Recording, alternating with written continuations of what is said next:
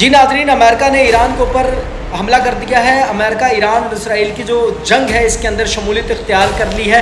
शमूलियत इख्तियार करते हुए अमेरिका ने ईरान की 3 न्यूक्लियर साइट्स के ऊपर हमला कर दिया है। नाज़रीन, ये बड़ी डेवलपमेंट आपके सामने शेयर कर रहे हैं, जबकि ईरान ने जवाब देते हुए कहा है कि ईरान अब अमेरिका के मफादात का बिल्कुल भी ख्याल नहीं रखेगा। मशरिक़ वुस्ता के अंदर उनके जितने भी बहरी बेड़े होंगे उनको निशाना बनाया जाएगा, अमेरिका की एयर बेसिस को निशाना बनाया जाएगा, अमेरिकी शहरियों को निशाना बनाया जाएगा।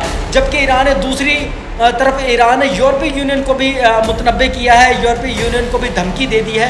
ईरान का कहना है कि यूरोपीय यूनियन के जो बहरी बेड़े हैं अब वो यहाँ से नहीं गुजर सकेंगे।